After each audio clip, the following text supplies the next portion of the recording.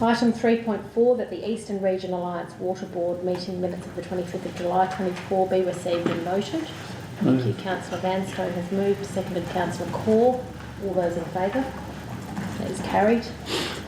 Item 3.5, that the Special Eastern Region Alliance Water Board meeting minutes of the 29th of July 24 be received and noted. Thank you, Councillor Vanstone, seconded Councillor Allenton. All those in favour? That's carried. Item 3.6, that the Special East Waste Board meeting minutes of the 14th of August 24 be received and noted. Thank you, Councillor Allenson. Moved, seconded Councillor Zeppel. All those in favour? That is carried. Item 3.7, that the Eastern Health Authority Board meeting minutes of the 28th of August 24 be received and noted. Thank you, Councillor Zeppel has moved, seconded Councillor Corr. All those in favour? That's carried. Item 3.8, that the Special Eastern Region Alliance Water Board meeting minutes of the 4th of September 24 be received and noted. Councillor Vanstone, seconded Councillor Ripp. All those in favour?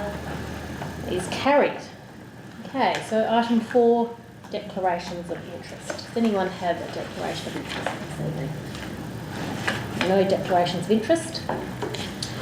Item 5, there is no adjourned business. Item 6, deputations. And so we welcome Mayor Holmes Ross of the City of Mitcham for a deputation this evening. You've got 5 minutes. Stand up the proper deputation. So, look, you've got the lectern and everything. 5 minutes for your deputation. Okay, I'll try to leave my name and suburb first. Yes. Right, so that's what we do. So, good evening everyone. I'm Heather Holmes Ross, as stated, the Mayor of Mitcham. Thank you, I'm from Mitcham. Thank you so much for allowing me to speak this evening, and thank you also for nominating me for the role of President.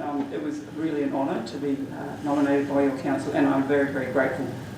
The reason that I'm here is to introduce myself and to give you an idea of who I am and what's important to me. Not necessarily all my ideas from on the role of the LGA. I think it will be in the minutes, the form that I filled out. But by extension of this, I'm thinking that you can work out whether that's the direction that you think that the LGA would like to take. So I have a background in research and small business. I have a PhD in chemistry, which is kind of useful sometimes. And I was working at Flinders when I met my husband, who's a chef, and he was at Qantas. He wanted to do something more challenging, so in this crazy sea change moment, we purchased a cafe in Blackwood. And we changed it to a cafe restaurant. We called it The Artisan, running on sustainable, ethical values, local produce, crafted from scratch, all those types of things. Circular economy before the word was even a word. And while I was doing that, I started a Shop Local campaign with my fellow business owners, and I went to council and asked them for help, and the things I wanted were very simple, and essentially they said no. So I was really cross, so cross that I ran for mayor. And when I did that, I used the tagline in my campaign, "Together we can be better," and that referred to working with business, community, council, governments, all of us working together, and how we achieve much better outcomes if we do that. So I had 3 platforms for my campaign. One was the environment. The second one was economy, stimulating the local businesses and looking for alternative income streams for council, and being a yes council, so having the default position of how can we help rather than no, it's too risky. So I ran this campaign, I won, I cried into my pillow, I thought, oh my God, what have I done? Didn't have an exit strategy from the business, but then you just get on with the job, don't you? So part of my campaign was this idea that Mitcham could become the first 100% solar powered city. And it took a while to get things in place, and by things I mean the staff in place and elected members ready to take on the challenge. But we did, and in 2021 we went to tender to find a collaboration partner in the private sector to provide solar and batteries to our residents and businesses with no upfront cost. And I think that you guys know a little bit about the idea, because I think that you've considered it, and if you're interested I'd be very happy to brief you all at some time. Anyway, the program has been really popular in Mitcham, where we've had almost 1,000 people sign up, and that's of 30,000 homes. And residents have saved over $2 million in their bills over the last 18 months.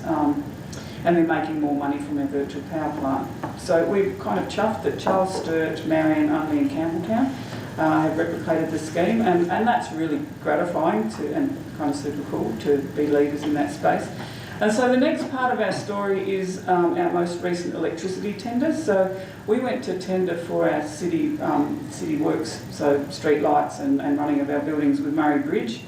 And it was a trial that was supported by the LGA, and the idea was to see if we could get better prices if there was a smaller amount of electricity rather than the usual aggregated tender. And so the outcome of that was we did very well. Murray Bridge is, they're saving around $350,000 a year for the next 10 years, and that's without inflation or increases to electricity costs, and they're using 100% wind power. Mitcham, we're putting in, we're spending $2 million and we're installing a heap of panels and batteries, but over and above that we're set to save $10 million over the next 10 years. And Charles Sturt have also gone with wind, and they're saving about $700,000 per year for the next 10 years. And so what Council had done with both those bulk buys and the electrical plant was to quantify the risk. And so this isn't risk-free, but we know what the risks are, and so we're able to mitigate against them. Now, this is really difficult for smaller councils to work for themselves, and we could run the program and roll it out for other councils, but it would require generating a subsidiary, which we may do. But it's a classic example of where the LGA can play a role to take something that another council has done and help roll it out for the sector. So I think that the change to renewables offers countless opportunities that we might not even know about yet, but we need to be an active part of those conversations. And what we found when we were out there in the market was that local government is a really, really trusted brand. They're like the RAA. And when we went to tender, what we thought that people would want was our money, our cheap finance from the LGFA, but what they actually wanted was our brand. Excuse me, Mayor Holmes-Ross, that's Time. about 5 minutes. That's it? Move to extend Okay, committee move. movement. Yep, thank you. Do we need to put a... Do we need a motion? I think you just leave the meeting. Show of hands. Okay. So the same things that were important to me when I ran my campaign are the same things that are important to me running for the role of president. I think that the things that are important are environmental sustainability, financial sustainability, and saying yes, which I think is facilitation. Working together, really, really, really important. And I think that if we do that, if we're listening to each other, working together when we have wins, that we can make our sector so much stronger. So thank you for indulging me. Thank you. Mayor Holmes-Ross, are there any questions for the Mayor? No? Not even one? All right, well, thank you very much for having me. If you do want me to come back and talk about solar, I will at some time. I'm also presenting at the Walkerville Rotary Club Environmental Fair, which is on weekend after next on the Sunday. Cool. So I'll be taking you through the Thanks, program. appreciate it. Thank you. Can I watch for a little while? Thank you. Of course you can. Thank you. So, item 7 is petitions, and we do not have any. Item 8 is the Mayor's diary. Are there any questions? There a mover? Councillor Zeppel, thank you. Seconded, Councillor Core. All those in favour? That's carried. Item 9, council member updates. Are there any? I have one. And this is about Councillor Williams and his years of service. Tonight I would like to highlight and celebrate a remarkable achievement by one of my fellow council members. There's not many people who can say they've dedicated almost 2 decades to serving their community through countless council meetings, community workshops, community catch-ups and attending various local events. But Councillor James Williams can. James first joined our council on the 15th of June 2007 and has been an unwavering and invaluable member ever since. This year marks an impressive 17 years of continued service. I'm pleased to present James with his official award for 15 years of service in local government to the town of Walkerville in particular. James's journey with our council began in the Walkerville ward. Since then, he has been driven by a desire to be involved in the decision-making processes that influence the township. His extensive knowledge of past council decisions and local history has been an invaluable asset to our current council. Among his many achievements, James has played a pivotal role in several key projects, including the development and introduction of the Urban Master Plan, the build of the Civic and Community Centre, the redevelopment of the former Channel 7 site into the Watson and the Hamilton Reserve Nature Play upgrade. So I don't think Channel 7 is the Watson, but anyway. His involvement on the former Wesleyan Cemetery Advisory Committee and numerous other projects such as the 2020 to 24 Living in the Town of Walkerville Strategic Plan and the Open Space Strategy, showing his dedication to improving public spaces and engaging with the community. James is a stalwart of the Walkerville Sports Club and he takes great pride in advocating for the sporting community with his 2 young boys who are now players themselves. As a local business owner, he also brings a valuable perspective to council with his economic development hat on during decision making, constantly thinking of ways to attract people to Walkerville Terrace and support our traders. As we celebrate James's 15 years of service, it is clear that his impact on the town of Walkerville has been profound. His dedication, passion and vision for our community are truly commendable. On behalf of the town of Walkerville, I extend our heartfelt gratitude to James for his service.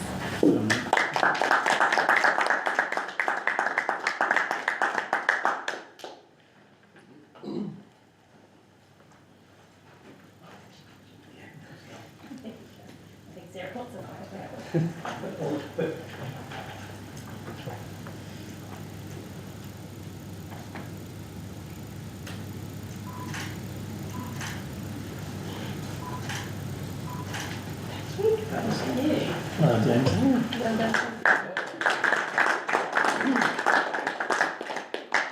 Oh, thanks everyone. I won't say anything other than it's actually been an absolute pleasure over the last 20 years. It was interesting hearing the Mayor speak before from Mitcham in that one of my reasons for getting on council was to be a yes vote when there seemed to be very little happening at that time nearly 20 years ago. So thanks everyone, and it really doesn't seem like work or a job when you actually, believe it or not, although there's been a lot of fights over a period of time, which I'm sure Councillor Menke can attest to in the last term, not with each other, obviously. It is actually a real pleasure to be part of the community and know that you've done some things that have affected its direction over that period of time. So thanks everyone. Thank you. Okay, so moving on, item 10, questions from the gallery. Are there any questions from the gallery? No, I'll take that as a no. Am I the only one? You are the gallery. Well, I mean, Mayor Holmes Ross, you're also the gallery. No questions. No questions. Okay, questions without notice. Are there any questions without notice? Councillor Cole. Yes. Thank you, ma'am. I would like to ask that recently happened on Walkerville Terrace, there was a fire on the bakery shop last week maybe so. The fire at the... Yeah, there was a fire incident. Yep. Yeah, I was just asking what council can support and help those kind of things if it happens in future, or maybe to the businesses who got affected. So what was the question? Is there anything council can do to support the business? Yeah. Economically or any awareness, something like that. Yeah, for the safety of the surrounding area. I'm not really sure how we might support at this point in time. I'm not sure what the circumstances are with Stephen, where he's at or where his health is at. But I would assume that from a business and a building perspective, there would be some insurances in place. So that would be my expectation. That's what would sort of be required at this point in time, unless council members feel there's something council should be doing. Whether reaching out to Stephen perhaps and see how he's doing might be one. If a council can approach the affected businesses and they ask any support we can provide. So we also have the business grants now that are open that businesses can apply for a grant. And I have also spoken to Sarah about writing a card to Stephen. Yeah, good. Thank you. Any other questions? Okay, so moving on to questions with notice, item 12, and there are no questions with notice. Item 13, motions without notice. Are there any motions without notice? No. Item 14, motions with notice. There are no motions with notice. And item 15 are decision reports. Item 15.1 is the council resolution register. Andrew or Yasmin, anything to add? Nothing further. No. Any questions for clarity? Is there a mover? Move that way. Councillor Ripp, seconded Councillor Vanstone. All those in favour? That is carried. Item 15.2. Draft towards 2035 plan for consultation. Andrew, anything to add? Nothing for me. Sarah? Nothing from there. Any questions for clarity on this report? For a mover? Thank you, Councillor Ripp. Just in moving it, just want to thank the staff for all the work that's been put in over the last several months in terms of, and also not just with us, but with the community as well in the initial conversations. I'll be really excited to see what feedback comes back, and I'm really pleased that our councils are not just thinking about the 4-year term, the sort of mandate of 4-year term for strategic planning, but we're actually looking at the longer term. Because too many councils it's a tick box exercise where it's, oh, we have to strategically plan, so we'll do our minimum 4-year thing. This thing is good. It's looking well beyond that, and I'm excited to see what comes of the feedback. So thank you to the staff. Thank you, Councillor Allenson. Yeah, I'd second that and second those comments. I think that's some great work. I love the 3-tier approach, or 3-pillar approach. That's good. Thank you. Would anyone else like to speak for or against? Okay. Put it to the vote. All those in favour? That's carried. Item 15.3 is the draft waste management policy for consultation. James, anything to add? Through the chair, members may recall a workshop 2 weeks ago where we first presented the policy. Since that workshop, we've included a section on multi-unit dwellings and also some consideration around FOGO green bins, and you'll see those changes reflected in the report. Any questions for clarity? Just more so, I won't move it as an amendment, but will there be the opportunity through, I guess, waste management policy for us to, even if it's advocacy in a letter to the state government, but I want to see us sort of pushing the state to change the legislation that requires that the landfill bin collection is collected weekly, because I think that's been a major failing. If we're looking to try over time and get more people onto the green bin, it would be a good opportunity that we sort of push the state on that. So if that advocacy, I won't move it as an amendment, but I would like us to see if there's an opportunity, if we can, the staff are It's in our strategic plan Yeah. to advocate for that. It I is? think, yeah. Good, that's good. I know we've talked about it, so as long as it's noted and we'll push, because yeah, I'm frustrated with that, with what hampers local government from the state with that. Yeah. Okay. So, thank you. Yep. Will you move? I'm happy to move it, yeah. Seconded Councillor Allenson. Anyone else like to speak for or against? All those in favour? That's carried. Item 15.4 is the risk management policy review. Mohammed, anything to add? Nothing further to add, Mayor. Thank you. Any questions for clarity? For a mover? Thank you. Councillor Kaur, seconded Councillor Williams. Anyone else like to speak for or against? All those in favour? That is carried. Item 15.5 is the social media policy review. Sarah, anything to add? Nothing further, Mayor. Any questions for clarity? Is there a mover? Move that way. Councillor Ripp, seconded. Councillor Kaur. All those in favour? That's carried. Item 15.6 is the Audit and Risk Committee Activities Report of the 29th of August 24. Mohammed, anything to add? Nothing further to add, Mayor. Any questions on the report? The mover, thank you, Councillor Williams. Seconder, Councillor Allenson. All those in favour? That is carried.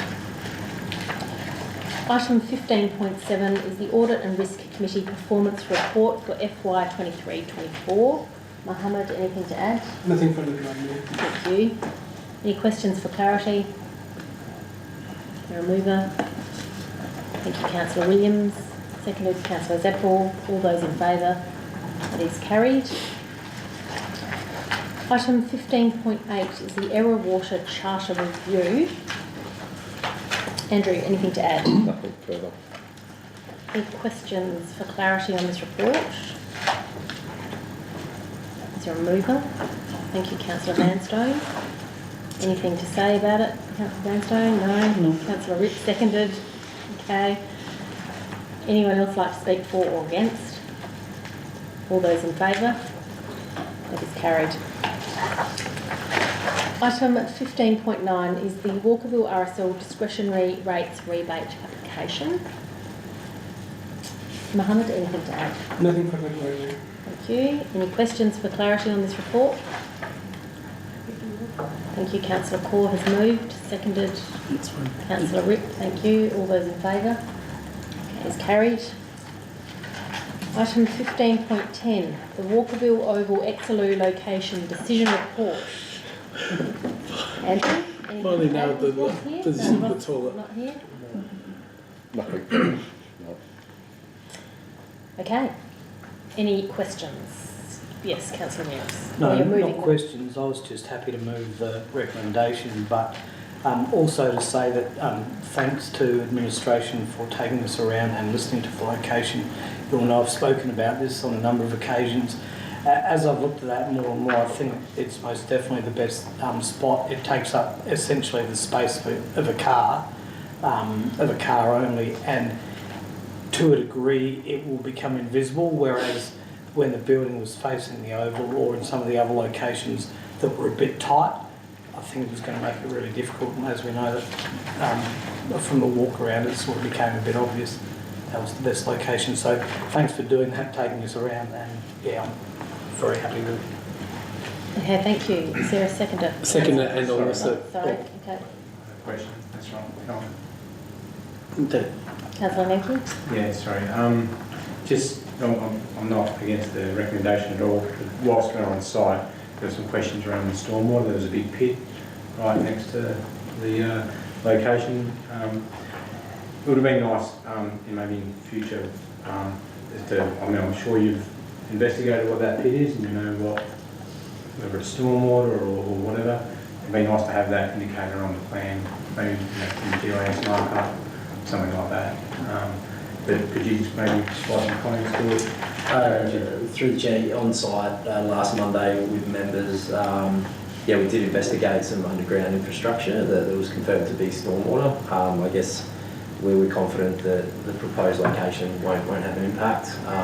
But I guess in future, on maps or plans, we can include some further detail around what council infrastructure is in the vicinity.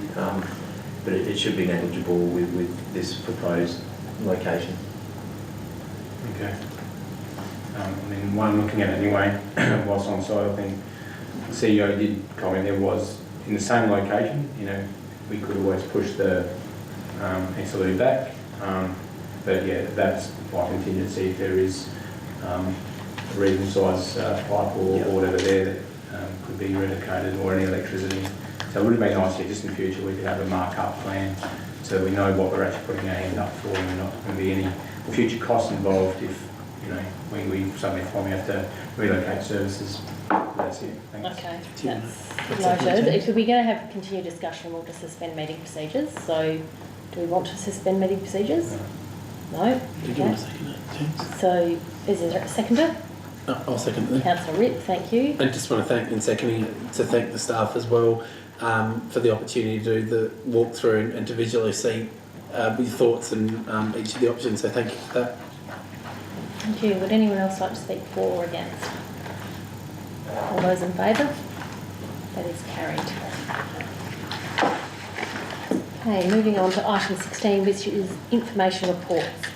Item 16.1, Treasury Management Performance Review 23-24. Mohammed, anything to add? Nothing further to add, Mayor. Thank you. Any questions for clarity on the report? Is there a mover? Thank you. Councillor Vanstone, I think, was first, and then seconded Councillor Williams. All those in favour? That is carried.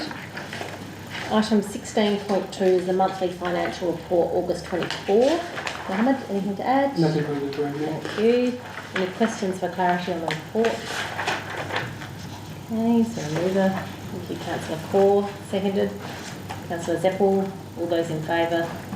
That is carried. Item 16.3, the monthly works report, August 2024. James, Nothing anything to further. add? Thank you. Any questions for clarity? James, Councillor Thank you. Whitney. Yeah, I was thinking this last month as well. Just with the customer request data, we've got new customer requests received and still in progress. I'm just wondering what is still in progress. Have we got some timelines around that? Can we sort of improve the report a little to say, I mean, and then it got me thinking, what's our service response? What's our service standards around customer requests? So, you know, I saw one there's a line marking that was still outstanding from last month. Well, I shouldn't, it's the same one because it just says still in progress. So I'm just wondering whether we can actually get some rigour around the report in the future, maybe you can take that away and think about that. So it might be 20 days response time for customer requests, and then, then you can actually, you know, have the columns, you know, relate to that. And I understand that sometimes customer requests won't be dealt with within 20 days because some are a lot harder to get around to than others, but it just provides, you know, us an opportunity, because if things start to remain outstanding for 2 or 3 reports, then obviously we might have to ask questions around that. James, Through the chair, yep, it's a good point from Councillor Necki, and something we can bring back to council. We are working on a new format for our monthly financial and works reports to be sort of a more comprehensive quarterly report, which can pick up some of the not only, you know, customer requests but capital works program information. I think we're looking to workshop that with council in the coming weeks. So. Okay. Thank you.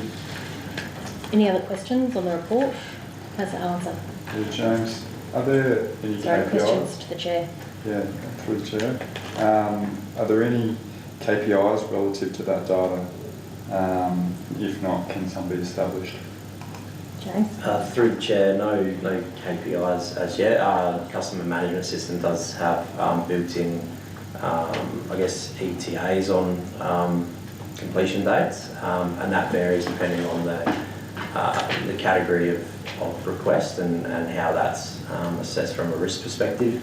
Obviously, things that are high risk are on a much shorter time frame than things that can be programmed. But that may be some further information, again, coming back to those more comprehensive quarterly reports that we can build in for future council reporting. If I could just add as well, it's kind of where I'm going to, James, is if we could have, like, say it's a footpath and there's a priority repair, that we could have it done within a week, something like that. If it's not a priority repair, it could be done within 21 days or, you know, 30 days or something like that. So it's just to provide, I mean, I also saw you had some stormwater plans to be done. When it says there's 2 still in progress, I don't know what that actually means, how long that's been. There was one, I think, last month. Is that the same one? And I expect some of them are a lot harder than others, and there would be commentary around that as to why. But I'd like to see council eventually, if you're going through the process now, but start to look to have some service standards around times, not just ETAs, because it'd be more like service around risk, and then we can actually start putting some standards around the way requests are seen to advertise. Thanks. Okay, are there any questions? Otherwise, if you want discussion, we can suspend meeting procedures. Yeah, just a question to you, Worship.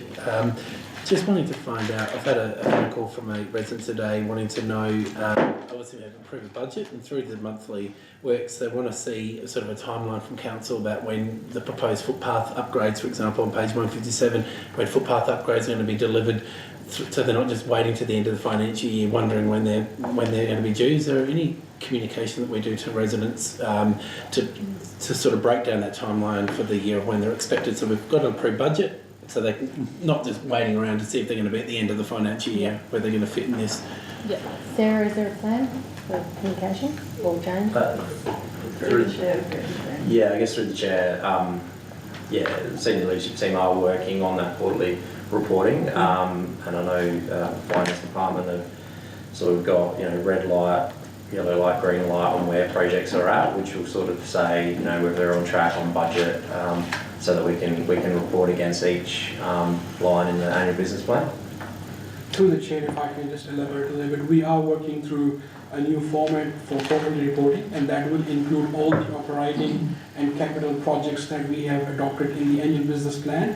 And the idea is that we'll have sort of a Gantt chart where we say that Smith Street, for example, is scheduled to be done in January, February, March. So that will be like an amber color, and when it gets done, that will change into green color, and there will be comments as well, whether there's any delay or anything. So you will have a visual on at what time during a year what projects will get done. Yeah, that'd be great, thanks. Andrew, did you have something to add? No, that has been answered, thank you. Okay.